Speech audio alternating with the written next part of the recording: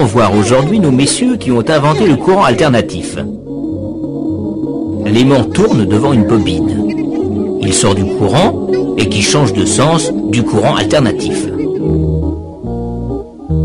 Il est d'abord maximum dans un sens, décroît, change de sens et ainsi de suite. Vous connaissez.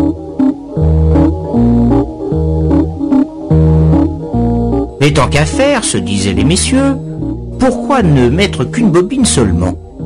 Pourquoi pas deux? Pourquoi pas trois? De fait, avec une seule machine, cela faisait 3 courants.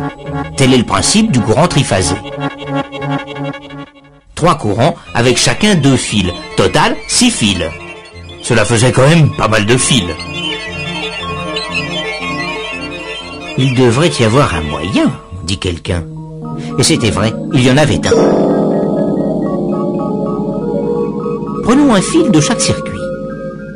Dans chacun d'eux circule un courant alternatif. On est bien d'accord.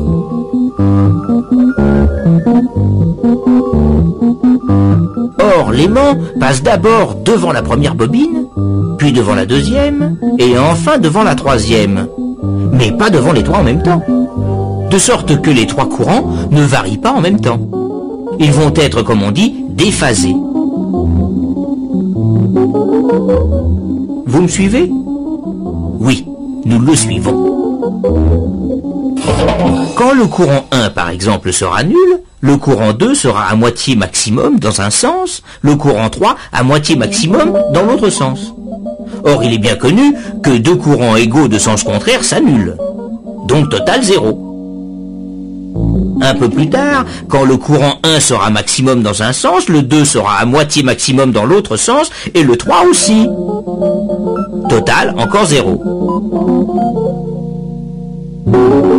Oui, à tout moment, la somme des 3 courants est nulle.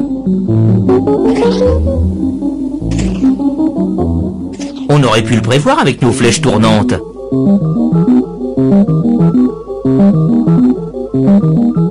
Mais si la somme des courants est nulle, on peut donc mettre en commun ces 3 fils de retour. Et oui, et cela marche. Le fil où le courant est nul, on l'appelle le neutre. Les 3 autres fils, on les appelle les fils de phase. Supposons que le monsieur qui est sur la phase 1 éteigne sa lampe. Plus de courant sur la phase 1. La somme des 2 autres courants n'est plus toujours nulle. Les 3 phases ne sont plus équilibrées et il passe du courant dans le neutre. Dans ce cas-là, on ne peut pas le supprimer. Mais 4 fils au lieu de 6, cela fait quand même une bonne économie. Tel est le principe du courant triphasé. 3 fils de phase, 1 fil de neutre, plus quelquefois un 5e. Mais celui-là sert à allumer les réverbères. Vous êtes branché, par exemple, entre la phase 1 et le neutre. Votre voisin d'à côté entre la phase 2 et le neutre. Son autre voisin entre la phase 3 et le neutre, etc.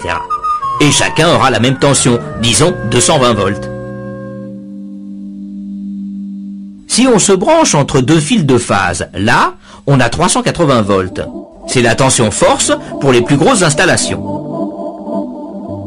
D'un côté du transformateur qui alimente le village, les 3 phases ne sont pas équilibrées. Mais lui se débrouille pour les équilibrer, grâce à une astuce électrique qu'il serait un peu long de vous expliquer. À partir de là, plus besoin de neutre. Ne reste que 3 fils. C'est ainsi que voyage le courant triphasé de transformateur en transformateur jusqu'à l'usine électrique.